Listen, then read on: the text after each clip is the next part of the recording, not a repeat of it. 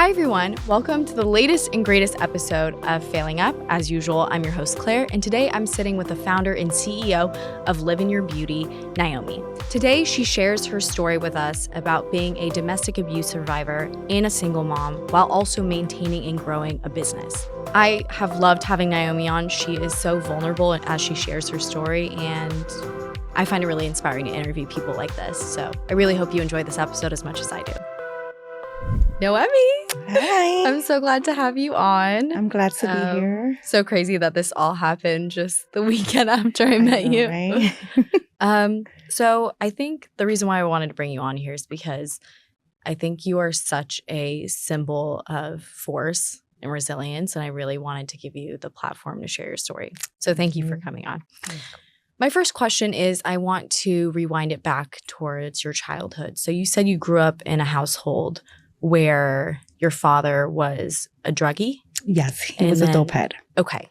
And so you said he taught you the meaning of forgiveness. Mm-hmm. How did he teach you the meaning of forgiveness?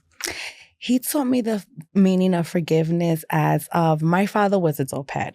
He did other drugs too, like glue, because back in the days, it was different drugs than what they have now. And I held a lot of resentment against him. Like, I would down talk him. I was very rebellious towards him. And he changed his life. He became a pastor. And for some reason, when he became the pastor, I didn't believe him. I was like, yeah, he's still on drugs. He's still drinking. But when I started going more and more to his house and started seeing him more, I started seeing the change. And I was like, how do I forgive him? And he told me just, forgive me. I'm sorry. He read the Bible to me. And one of the phrases of the Bible, it talked about forgiveness. And right there, I just knew I had to forgive my dad. So I forgave him, and we did have a beautiful relationship after that. I'm not going to lie. I will always call him to pray for me. And even with my relationships, I'll be like, Dad, how do I forgive him? And he'd be like, just open up your heart and forgive him. If not for him, at least for yourself. So you could always have closure for yourself and never drag onto it, onto your other past relationships or even onto your future. You don't want to hold grudges or resentment against anybody.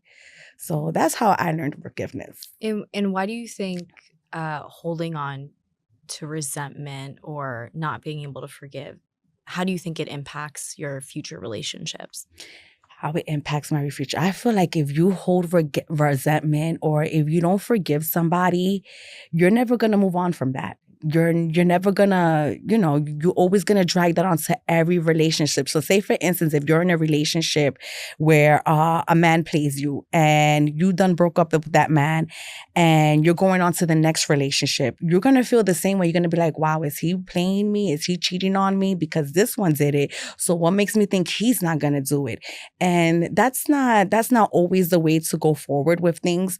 I learned to always forgive and not to always put everybody in the same category. If just because one person did it, that doesn't mean the next person got to give it. But how do you keep, I guess, because I'm so guilty of that. I feel like I've been in previous toxic relationships and it's carried on to someone who's on the healthier side and it makes you the toxic one, right? So how do you keep, I guess, your heart open to the idea that they might actually hurt you, that they might just be another disappointment?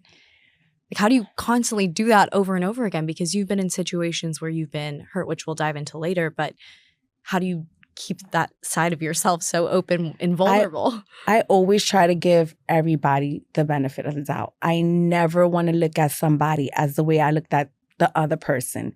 So sometimes I do feel like, oh my God, am I going to get hurt again? Well, you know what? Let me just try it. If I get hurt, then so be it. I get hurt. Hurt is only a feeling. Eventually I'm going to move on from being hurt. So I guess growing up and being so strong and learning how to be strong for myself, it's okay if I get hurt. It's all right. It's only a feeling. I'm going to cry, I'm gonna maybe be a little depressed, but not too depressed. But eventually, I'm gonna move on. It's not gonna scar me that much, you know. So why don't not give him the chance? You know, why not give him the benefit of the doubt? So you think it's better to love fully? I love people. Period. So I always try to give everybody the benefit of the doubt. So even humans, because I love people. So why not? You know, let's take this chance. If you hurt me, then I got hurt again. Mm-hmm. I'd say I'll take the L, but I'll keep on walking. So diving into how, into the series of your relationships. So you said your first boyfriend cheated on you with a very close friend of yours. Yes, my son's father, which is my oldest son's father. I was with him for a while, and I had a best friend. She was my best friend. She actually lived on the 3rd floor. She lived on the 1st floor.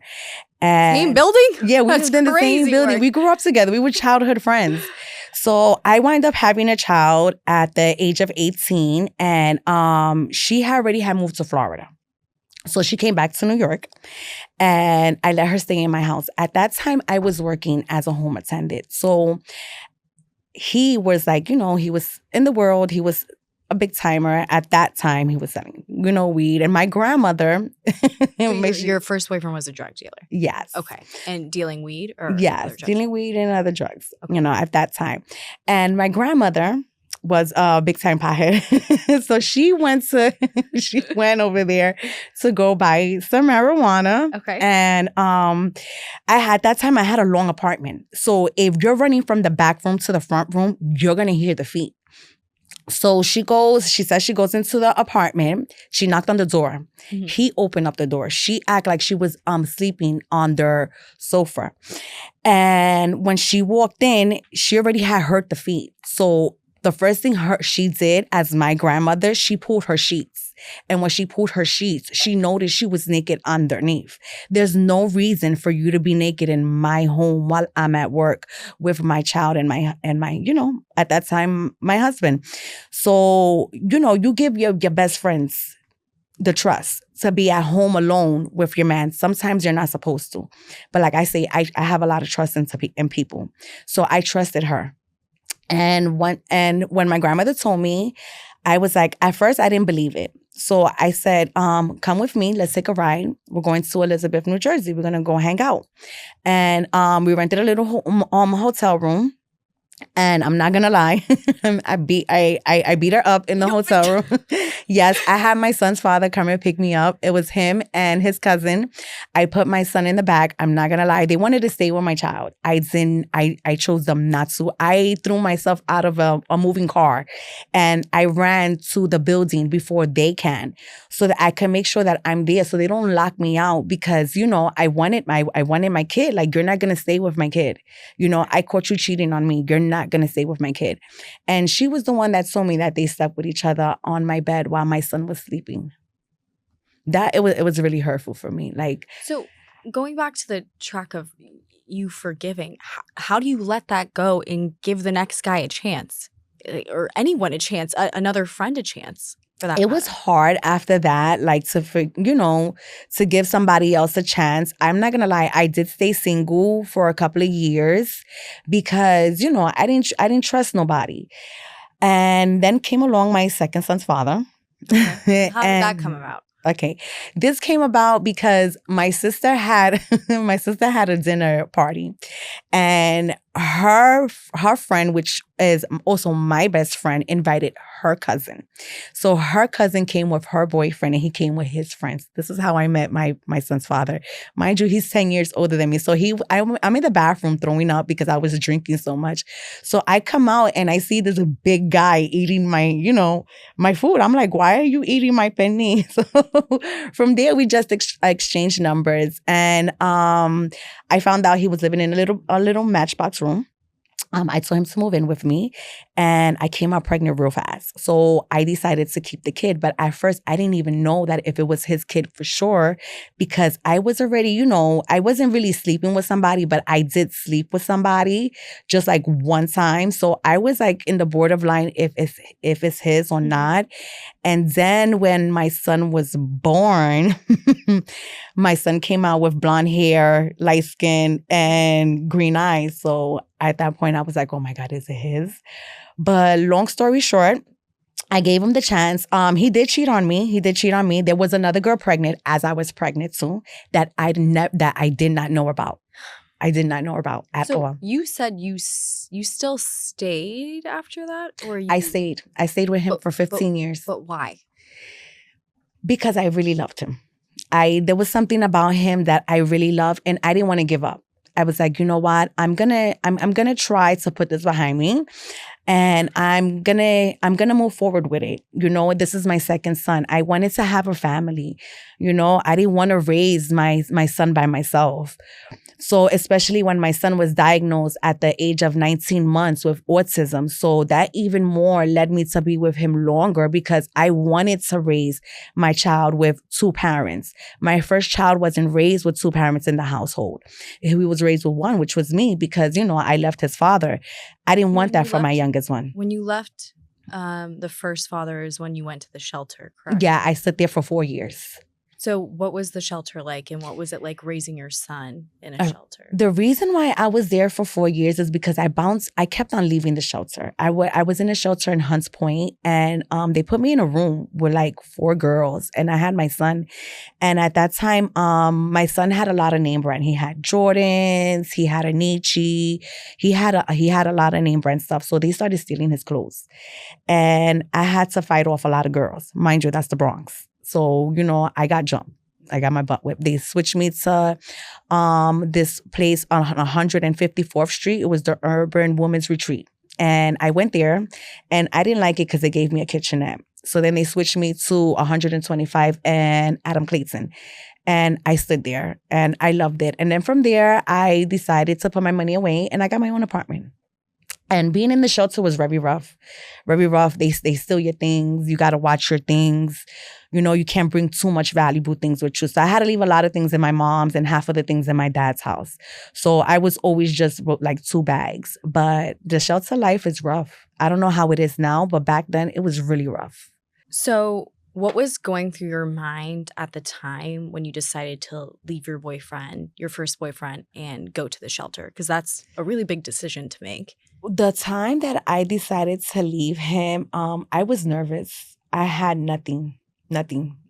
No money. I didn't have no job. I had nothing. I just had my child. And I said, you know what? I'm going to do this. I'm going to do this. Regardless to what, I'm going to find a way. And God's not going to leave me out there to suffer with my child. And I did it. And I found a way. It was very hard. It was very hard. I had to apply for public assistance, which I didn't want to apply for public assistance because I didn't want to be one of them girls that was standing on at that time we called it the warfare line. So I didn't. Where'd that name come from? Huh? Where does that name come from? The warfare line? Warfare line? Yeah, that's what we called it back in the days. Like, it was just like, we didn't want to stand on the line. We called it the cheese line. Okay. Because, you had to stand there with a whole bunch of people, be in an office with a whole bunch of people. And it was rough. It was rough. Sometimes you would get denied. You would have to go back. You have to work for them. So at that time, I had no choice but to be on that line. Mm-hmm. So I did it. And I stood in the shelter, and I made my way out of there. So what was it like? So the timeline is after you broke up with your first boyfriend, you moved into the shelter. Then after the shelter, you met your second boyfriend. You got your own apartment. He moved in with you. Me, yeah. And you ended up leaving him. So what was that breaking point? Because you said you stayed with him for 15 years. I stayed with him for 15 years. I dealt a lot with my youngest son's father. He was a drunk. There was times he would come home drunk, real pissy drunk, and he would just start arguing me for no reason. He would bang on my walls. There was times he would throw himself on the floor and just act, belligerent. And I used to be like, what are you doing? Like, yo, my kids are sleeping. Like, why? The kids used to get up. And I didn't want his youngest son to see him like that. But that was out of my control. There was times he used to tell me he never put me first. He always put his friends first. There was times he used to tell me, oh, get dressed, we're going out. And I used to be dressed for hours. And I used to call him and I used to be like, I'm ready to go. He used to be like, oh, my boys kidnapped me. We're gonna have to do a rain check. And I used to be like, how your boys kidnap you? Like, you're a growing man. Like, don't you tell them, yo, I'm going out with my wife? So I fought with him a lot of times for him to pay attention to me.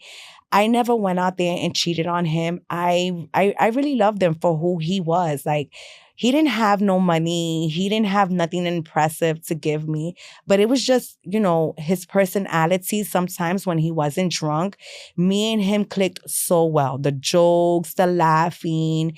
When he wasn't drinking, we did have, family time. There was times I used to throw like family gatherings and my family used to come by. His birthday was on Christmas. So I always threw Christmas parties and got him a cake. And afterwards, he would go hang out with his friends. For New Year's, it was hard to get him in the house to be home by 12 o'clock. But I stood there for my son, I thought my son was diagnosed with autism. So I really wanted my kids to have, a man in the household. I had 2 boys. So I dealt with it. I dealt with it. I cried many a nights. My kids see me cry. And I would just wipe my tears and just tell them it's happy tears. But I never really let them know what I was crying for. But they knew. They knew. And what are the lessons that you've learned from like staying strong for your kids? What are lessons that you have passed down to your sons about strength and resilience that you have? Well, teaching my kids how to stay strong, being that they're boys, is I teach them how to stay strong but not weak. There's a difference. It's you could be strong at certain situations, but never be weak. Never be weak. I told my kids, sometimes I felt like I was weak, but my mentality had to stay strong for them because I'm raising boys. I need to raise my boys to be men. And I need to show my kids that what I went through with their fathers, I don't want them to put any girl through that. My boys are beautiful boys right now. They both in college. And I'm surprised that me, a single mom, raised in Brooklyn, raised 2 boys that are in college. My youngest one is going to be a cop. He's going to the police academy in June. So I'm kind of scared but proud of it. But it was hard. And I'm still teaching my kids, like they in college. And my oldest right now, he wants to give up because he's going for massage therapy. And he took a big break. And I told him, no matter how hard it gets, you have to finish because that's your future. I told him just stay strong, keep on studying. If you need help, there's help out there. I said, you can ask me. I said, we could put you in tutoring. I said, but there is help out there. So just stay strong, keep up in your books, and don't give up. Don't give up because when you give up, you're basically a loser. That's true. It's true. Resilience is not giving up. And you keep going even when it becomes hard. Even when it sucks, I feel like people who are the most resilient will continue to do it anyways. So after your second boyfriend / father to the second child was unloyal and got a girl pregnant at the same time as you, you said you loved him, but why still stay with him for the 15 years? At what point did you decide this is when I'm leaving? Like, why not stay for 20 instead if you loved him? The reason why I said 15 years is because on 2018, I can never forget this. My birthday is March 1st. And he decided to put an engagement ring on my finger. But the way he gave it to me wasn't the way you give it to a girl. So basically, my family wasn't there. And he gave me the ring and he just put it on the table. He didn't ask me to... put the wedding ring on the table? He put the ring on the table. No, not even down on one knee? Not down on one knee and be like, will you marry me? No. So I felt like I kind of pressured him into it because I kept on telling him, if we don't get engaged or we don't get married, then I think it's time for me to leave. So I feel like I pressured him. So the way he gave it to me, he just put it on the table. I opened it. I looked at it. I put the ring on my finger myself. Okay. 14 days after that, I decided to go on his phone and I found a video of him in a club with a girl. So it really broke my heart. It really broke my heart. And I was like, I tried to put it behind me. And I was just like, I can't do it no more. I said, I can't put this behind me. So I went to him and I sat down with him when we went in the living room that we were having wine. And I told him, I said, I think it's best that we both go our ways. And he was like, why? I could change. At that point, he wanted to change. There was days when I went out and he used to be crying in my living room and I felt bad. I felt bad. I wanted to turn around so badly and be like, I'm going to make this work. But I stood strong and I walked away because when it was me, he didn't turn around to be like, come on, let's go out. It wasn't, he didn't do it to me. So I just kept on walking. I was like, he didn't think about me. When I was crying in my house, he didn't think about me. He just walked. So I walked. I went and I chilled. Not gonna lie, I hanged out with my best friend, which he's a guy. And I felt comfortable with him. I felt safe. And that's why I would leave at night. And I let him stay in my house for 2 months until he got his own place. And I stayed in my sister's house. I'm genuinely so impressed and in awe at the fact that you let someone stay in your house and forgave them after they hurt you the way that they did. So when you left, how do you think, like, the thought process for how this was going to impact your kids? Were you worried at all? I was scared. I was like, how am I going to pay my rent? How am I going to pay my light, my gas? I got my kids' cellular phone bills. There's 3 cellular phone bills. I said, I have so much bills. Like, how am I going to do it with one job? So I was working in a laundromat and I was doing like the pickup and deliveries, making sure nobody mix up the clothes, making sure nobody steals anything, making sure nobody puts dirty clothes in the carts or anything.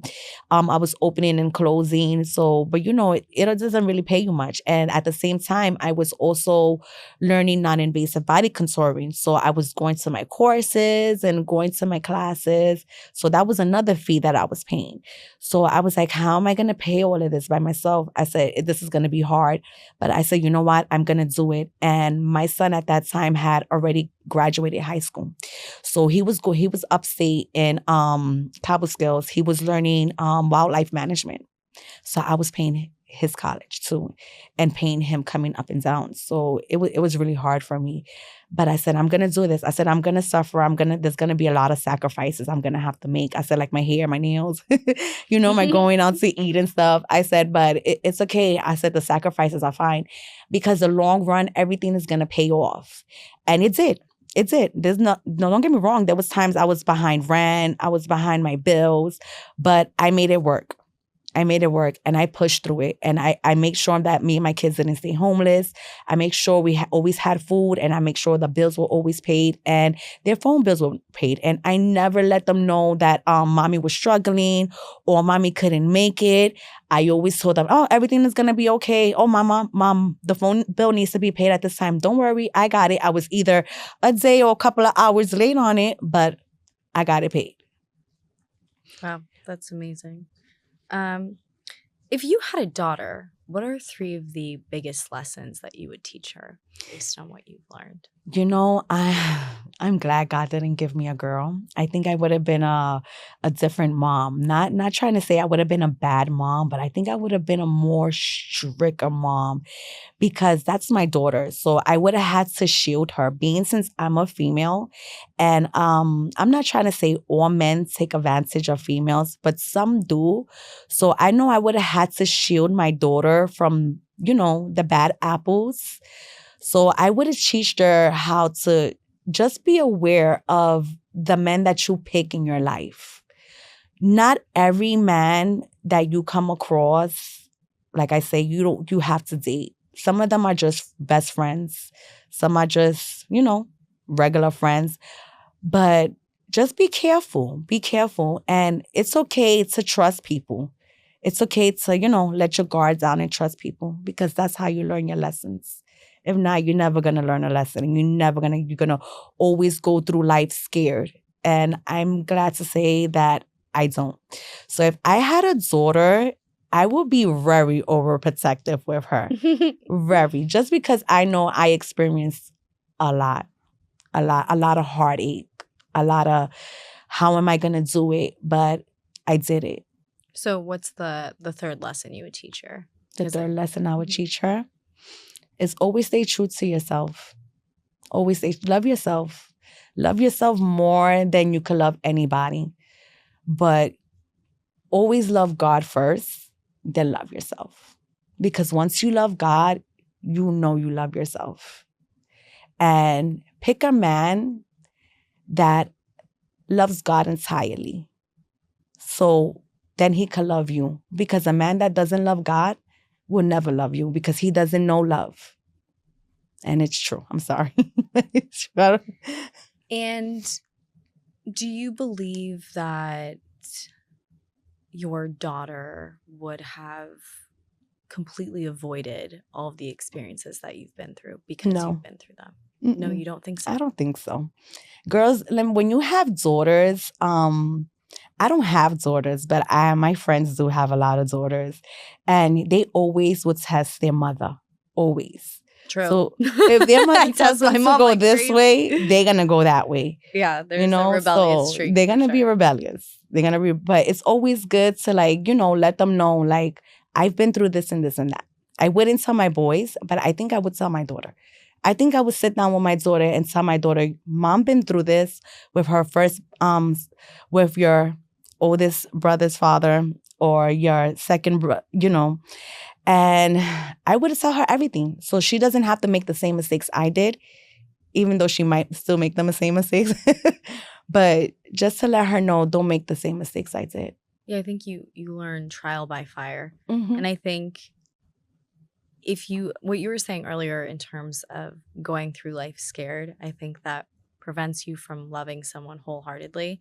As someone who's done this themselves, I feel like what I'm working on is trying to approach life in a more optimistic, glass half full way instead of glass half empty, because I feel like glass half empty leads to you just never fully giving yourself. You're always halfway there. You're never full way there. And that quote, it's better to have loved wholeheartedly than to never have loved at all. It's better to have loved and lost than to never have loved at all. Exactly.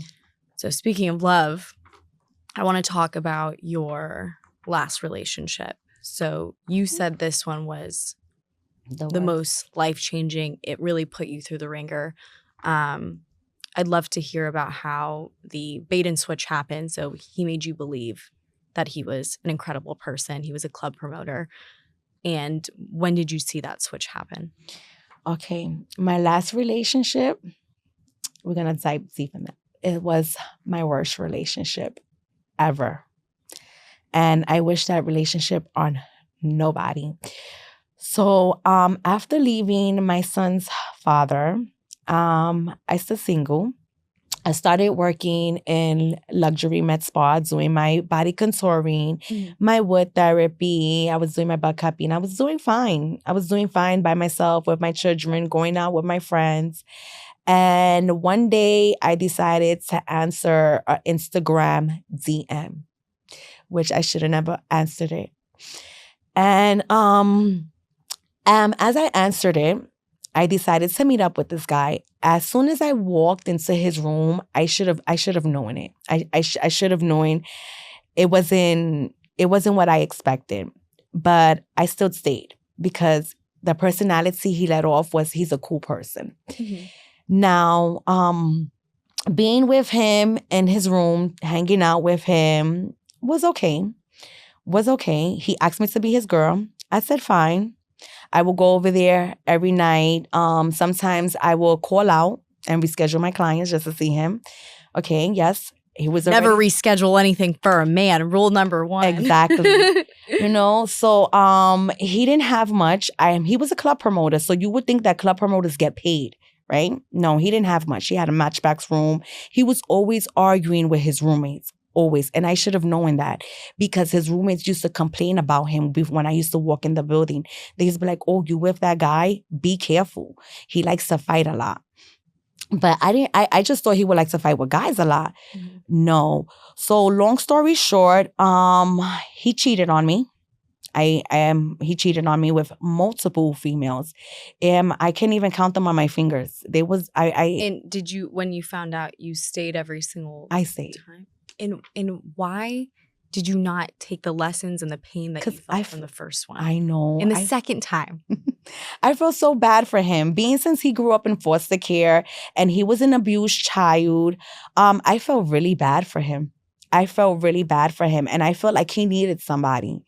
So being since I love people and I love to help people, I stood there. And when I found out he was cheating on me, I was buying this guy clothes, $400 sneakers, $50 to $100 jeans, B-Wood sweaters, and paying his cab home. But it wasn't only him in that cab. It was females from the club, even after hours, because there's this thing called after hours where people party after, certain time. And he would bring home females. And I didn't know until I went into his phone. And I found a video of him, getting some in the bathroom stall. And I was in shock. And then the girl with the purple hair, the big girl with the purple hair that was in his room, I didn't even feel that was his type. I was like, wow. I felt very low of myself. I felt very like, wow, what's wrong with me? Like, why is he looking towards all these females when I'm right here? Like, I buy your clothes. I asked you if you ate. If you didn't eat, I will cash app you. Even if I was in Manhattan working, I will make sure you eat. I will go home to my children. And then after I fed my kids and I take a bath and everything, I will gather up my bag and I will go to his room. And we would chill there. I will have drinks with him. I will be like, come on, let's go walk and get something to eat. So I was very nice with him, very good to him. And he still cheated on me. And when I decided to leave the first time, he put his hands on me.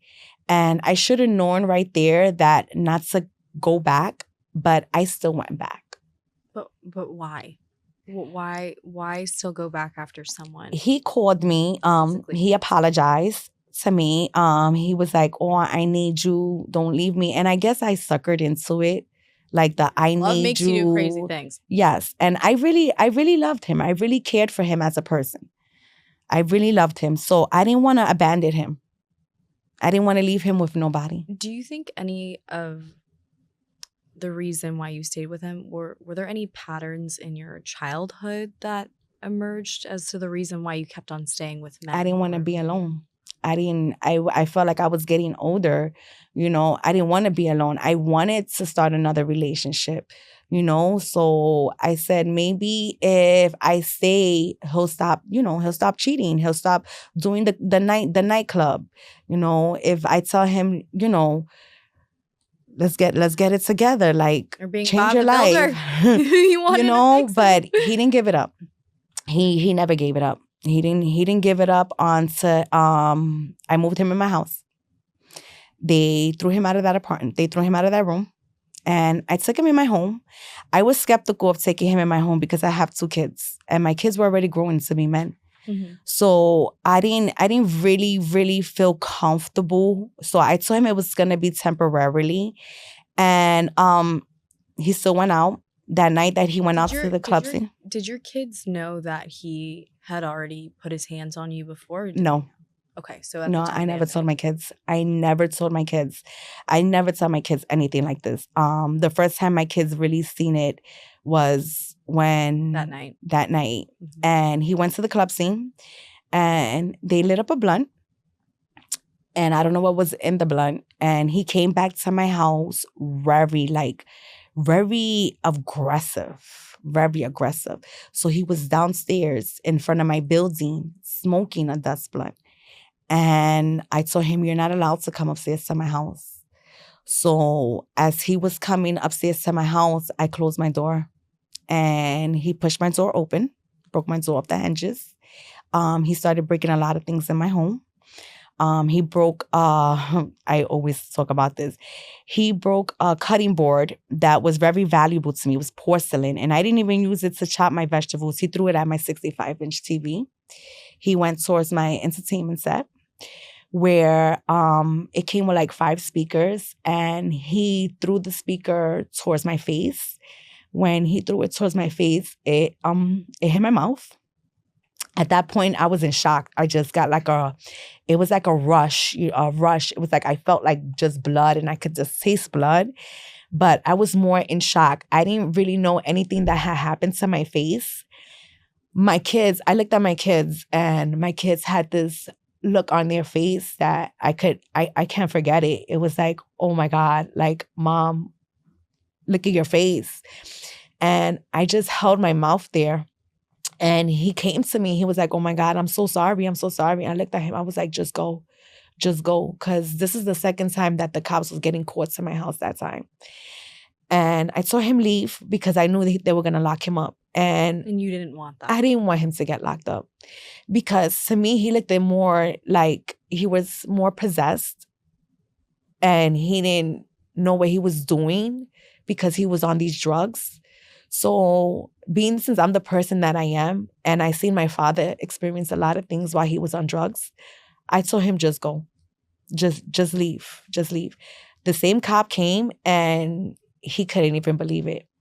He couldn't believe it. I seen his little tear come down. When I seen his tear come down, all I did was remove my mouth and I could feel that my teeth were in my hand. And it was the hardest thing for me. Because at that point, I felt like he disfigured me. My looks will never be the same. I have beautiful teeth. And it's crazy because he always told me, you got beautiful teeth. You got beautiful teeth. And he broke my teeth. He broke my teeth. And technically, that speaker was supposed to be for my son. He wanted to throw it at my son because my son was talking a lot to him. And I'm glad I took that hit. Because if it would have been my son, I don't know how my son would have dealt with the point of having your face and your mouth disfigured. So it was very hard for me. It was hard. I went to Wyckoff Hospital. I had splings in my mouth. They had to remove the teeth. I have one teeth crooked. Right now I got veneers on. And one of my teeth is like in half. So it took me about 2 months to heal. 2 months. I still went back to work the next day. But I cried in that room.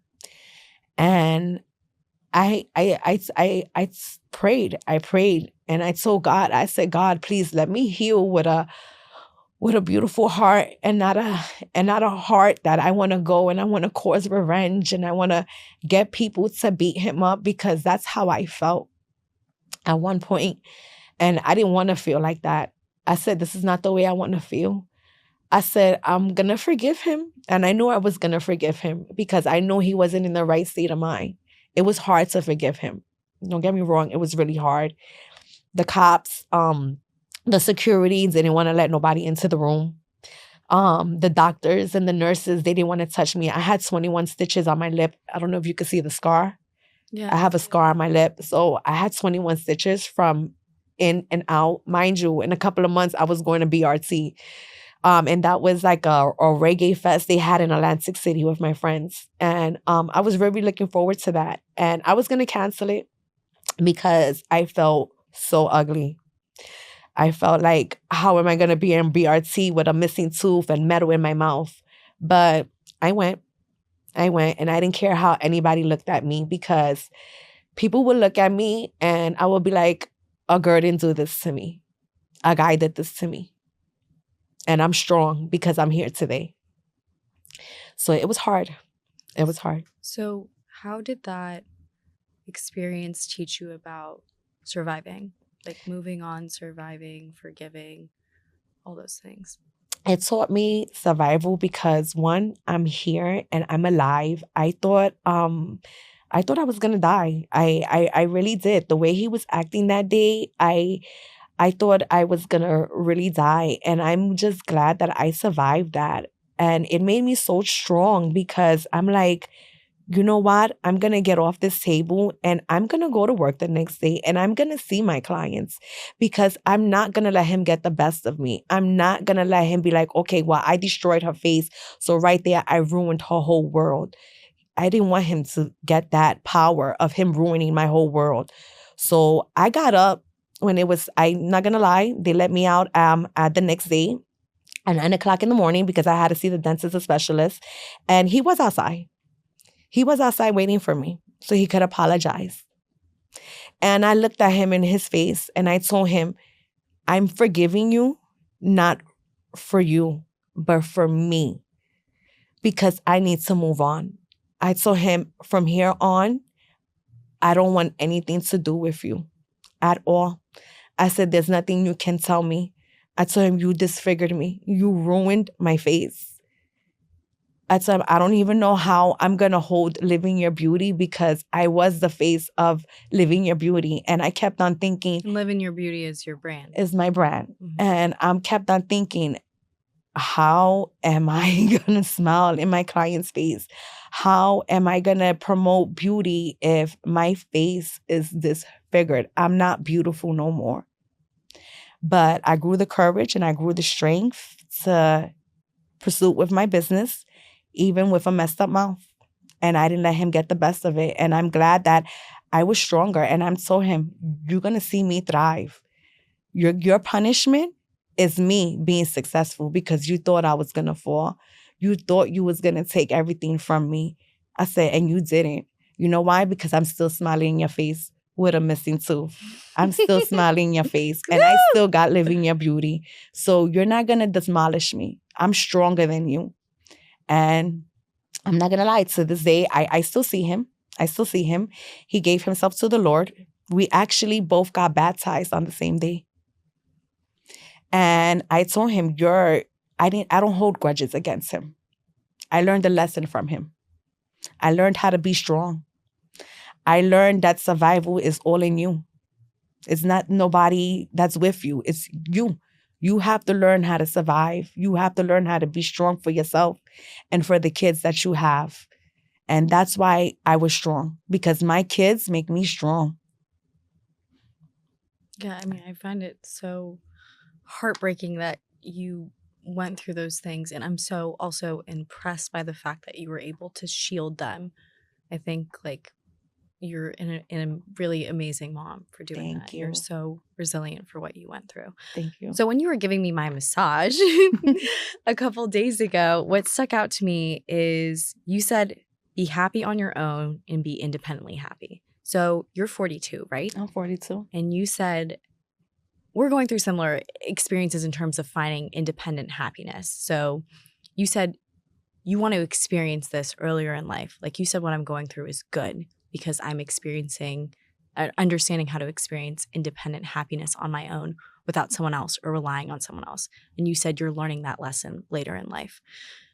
If you could tell me what independent happiness looks like, what do you define it as? Independent happiness, learning how to be happy on your own. Everything you do is on your own. I went on vacation on my own. I eat by myself. I sleep by myself, and I love it. It makes me happy. So being independent, happy is the most thing that you could experience, because everything you're doing it on your own. You're loving yourself first before you could love anybody else. You don't need a man to be happy. You don't need friends to be happy. You're happy on your own. You're happy by yourself. You're happy with everything that you do. I live with my kids. My kids are always in their room, but I go out by myself. I go to movies by myself. I go to eat by myself. I go to the gym by myself. I work out by myself. And everything I do it by myself. And I make sure that I don't be like, okay, it's time for me to find a man so I could do that happiness with. No, I'm not ready for that. I love my independent happiness. I love how I'm living my life right now because I'm not depending on no man to make me happy. And you said in all of your previous relationships you did that. I did that. So what do you think made you, like, what was that clicking moment that made you realize that this is what you need to do versus the early relationships where you still went from relationship to relationship with a man? Well, when I lost my teeth, I realized I didn't need a man to make me happy, because every man that I was picking or every man that was coming towards me wasn't a great pick. Mm-hmm. So basically, to me, I felt like I don't know how to pick men. But are you, as someone who's been hurt so much from men, do you find yourself optimistic about men at all? Like, do you still have hopes that there is someone out there for you in the future? Or are you kind of throwing in the towel? You're like, it's just not for me To be really anymore. honest with you, I do want to find love again. I do want to be in love again. I do want to feel the happiness of, waking up with somebody and marrying somebody. But am I scared? Yes, I am. I'm really scared, because not every man is what you think they are. Not every man comes with good intentions. And being the business that I am in, I get a lot of guys on my DM that be like, oh, come on, let's go out, but you're paying. So a lot of guys be like, in your pocket. Excuse me? A lot of guys Crazy work over here. When they find out what a woman has, they either in her pocket or in her pants. And that's not what I want. I want a man to love me for me, not for what I got. Not I'm funny, I'm adventurous. I like to do crazy things, sometimes even retarded things. But but I like to do things, and I want him to love me for me, not for what I got, not for what I could bring to the table. Because how about if there's that one day that I can't bring nothing to the table? Are you still gonna love me? So how when you are looking for that next relationship, or when you feel ready for it, how is it going to be any different from the other relationships? How are you looking out for the red flags? So if you could tell every woman, you're talking to every woman on this planet, or any guy for this matter, what are just some of those red flags that you should have seen in hindsight that you can easily see now and be like, all right, we're running for the hills here? Date them for a couple of months first. I never really dated none of them for a couple of months. It was just quick. We sleep with each other and there we boyfriend and girlfriend. Date them, meet their family. Get to really know who they are before you decide to be like, okay, let's build a relationship. Because some guys, they come and they nice to you and everything, but then you don't really see their true colors. You don't really see what they're about until along the line. So I say, if you're going to get into a relationship, date them for a year. It's okay to date somebody for a year, 2 years. Without commitment? Without commitment. Don't you want someone to show commitment to you? No, not really. Not that fast. Because you know what? My son's father didn't really show who he was till a year into the relationship. That's when I found out he was really drinking heavy, and who his friends were and who his family was. So it took a year for me to find out who my second son's father really was. But I still chose to stay. Because I already had my son, and my son was diagnosed with autism, and I needed my family.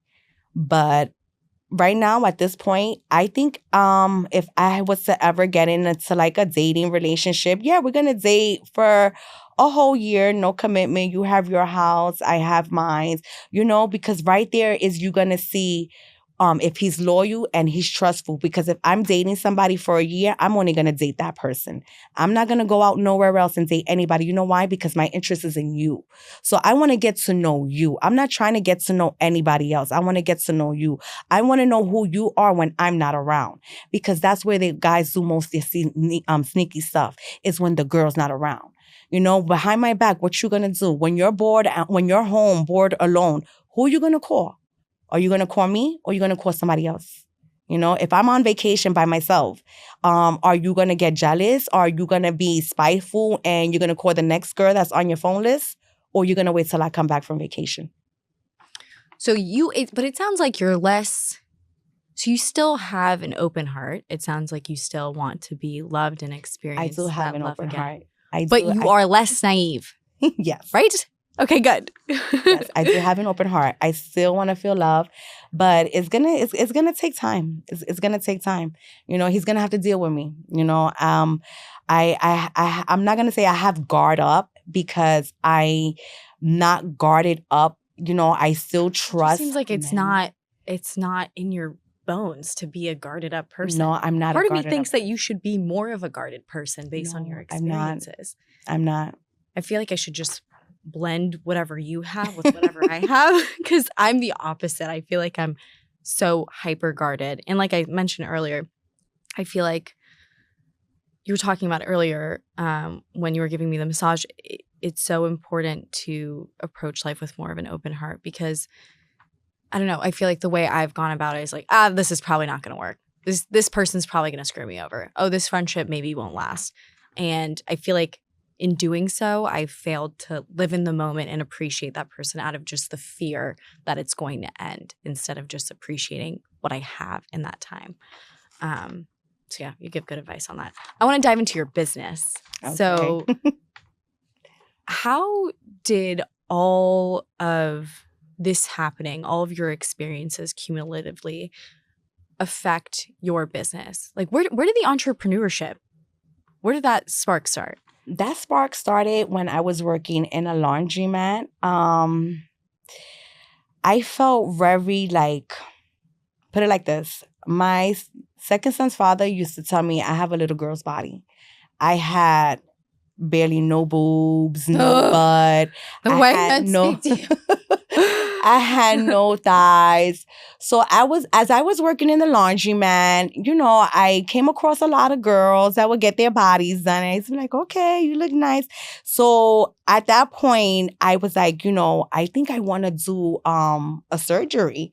And I'm like, but where they gonna take the fat from? Because I ain't got no fat. So I started looking up things like non-invasive things. And that's when I came across wood therapy. Now, mind you, in order to use wood therapy, it's used to break down fat, but it's also used for wellness. So I said, you know what? I do have a little cellulite. So I went and I ordered me some Colombian tools. I fell in love with it.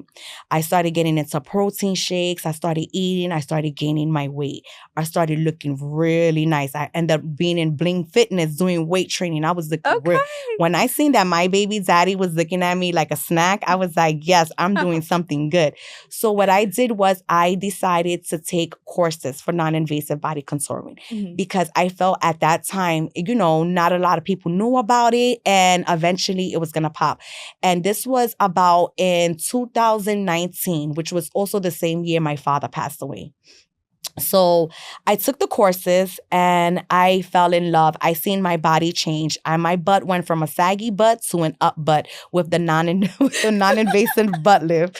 So I was really happy about it. It was going good.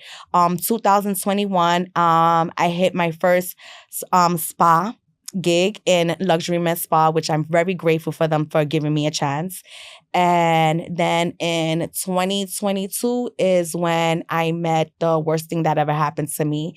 And my business, I'm not going to lie, he sabotaged my business. Because every client I came across and every client that was going on my Instagram, he would hit up and wanting to date, especially one of them that is one of my favorite clients. She actually right now is one of my best friends.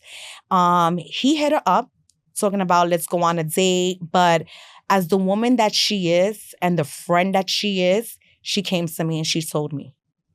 I was hurt. I was hurt. When she left, I cried. I didn't blame her for anything. I felt she was a very good friend for telling me. And he really sabotaged my business. And behind going through the abuse with him and everything, I picked it up. I said, you know what? I'm not going to let this business fall. I said, this is everything I worked hard for. Besides raising my kids to be men, this is my accomplishment. This is me. This is what I want. This is my business. This is my life. Like you're not gonna demolish it. You're not gonna put it in jeopardy. So I kept on and and I brought all my clients back. I regained my clients. Thank you, Brow and Bougie, because she also opened up a door for me too. Because Luxury Med Spa, I had left them And when I had left them, we got into like a little, disagreement. So I decided to take my stuff and leave. And that's when Farrah, she was also working there, but she already had opened up her place. And she was like, "You want your services to come over here?" I said yes. And I'm grateful for her. And being she's young, I look up to her a lot because, she has her business, popping, and it's really nice. And she inspires me. She inspires me to keep on going with my business. Like, don't let nothing intimidate you. Don't let nothing drag you down. Your business is you. You're the face of your business. No matter how you look, you're the face of your business. And no matter how I look, I'm the face of my business. Even with messed up teeth and popping veneers, I am the face of my business. As you are. And I didn't let him take that from me because I felt like if he would have took that from me, he also would have won. And I think that was another thing why he was jealous of me too. Yeah. Because I had my own business. You told me to always be wary of what you have. Or anyone in your life that would be jealous of you versus supportive. They would try to take everything from you. And I felt he tried to do that. When you come to a girl's business and you start messaging her clients, that's a different level of disrespect. That's a level that you're trying to destroy her business. Because right there, clients ain't going to want to see you no more. And I'm glad that the same clients that he tried to hit up, I still got them. Mm-hmm. So I still won. I'm winning. Absolutely. So speaking of your business, how can people get in contact with you? How can people support you? Well, you can get in contact with me by my Instagram at Living Your Beauty. I also have a website, which is livingyourbeauty.com. So they can always go on there. Or you can email me at livingyourbeauty@gmail.com. And I guess my final question is, what does living your beauty mean to you? Living your beauty means to me, every beauty is unique. So living in your beauty is you living in your beauty. No matter what anybody tells you, no matter what body size you are, no matter what color skin you are, no matter how you look at yourself, whether you're a boy or girl or you're both, it doesn't matter. You're living your beauty. So live it. Why not? I love that. Well, thank you so much for coming on. It was really nice to have you, and it was very moving to hear your story. Thank you. Like, oh, girl, the things you've been through. I'm going to give you a big hug after this. But I look forward to catching up next year and seeing how everything is going. I hope everything is going great, better than this year. I'm not going to lie. This year, I said it. I picked a couple of words and I said, investment is one. I'm definitely going to invest in me. And discipline, I'm going to be more disciplined. More disciplined with how I move and more disciplined with my business because, I sometimes tend to always give clients a leeway. Like, it's all right. Don't worry. You ain't got to show up. You're eternally generous. I swear. Yeah. Prioritizing yourself. Yes. There you go.